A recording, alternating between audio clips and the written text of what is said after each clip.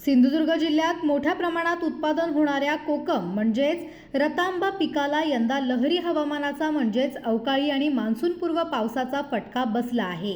यंदा आधीच कोकमचे पीक कमी असताना झालेल्या पावसामुळे बागायतदार वर्गाचे मोठे नुकसान झाले आहे।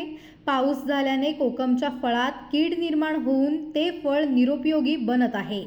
मुख्य म्हणजे अजूनही 15 ते 20% कोकमचे पीक झाडावर असून पाऊस 10 ते 12 जूनच्या दरम्यान सुरू झाल्यास बागायतदाराला थोडासा दिलासा मिळेल। त्यातही सध्या बाजारात विक्रीसाठी जाणारी कोकम म्हणजेच घुलच्या किमतीत मोठी घसरण झाली आहे। रतांब्याचा हंगाम जो होता तो शेतकऱ्याच्या दृष्टीने फायदेशीर नाही, कारण काय मुळात रतांबा जो धरायला पाहिजे हा 1 महिना लेट धरला। त्याच्यामुळे सर्वसाधारण अक्षतृतीयेच्या आधी रतांबा तयार व्हायला पाहिजे, तो तयार झाला नाही। आजही हिरवा रतांबा झाडावर 10 ते 15% पेक्षा जास्त एवढा रतांबा आहे।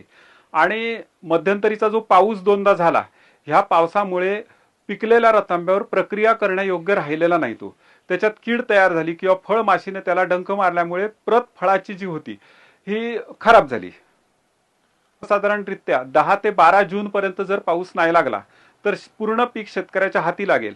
अन्यथा जर ह्या येत्या 2-4 दिवसात पाऊस जर झाला तर मुळात पीक 40% होतं आणि 15 ते 20% पीक हे फुकट जाण्याच्या मार्गावर आहे। त्यामुळे शेतकऱ्याला कोकम पिकाची या बदलत्या वातावरणामुळे आणि रतांबा खूप उशिरा धरल्यामुळे खूप नुकसानाला सामोरं जावं लागणार आहे। जो बाजारातला दर आहे हा पहिला जेव्हा स्टार्टिंग होती तेव्हा 500 रुपये दर होता, त्याच्यानंतर आता हळूहळू खाली येत तो 400 रुपयावर आला, आता 375 रुपयावर दर आलेला आहे।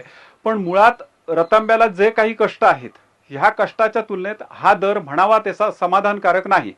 आणि जर आत्ता समजा पाऊस पुढे गेला आणि रतांबा शेतकऱ्याच्या हाती जरी मिळाला तरी त्याला अपेक्षित दर मिळणार नाहीये।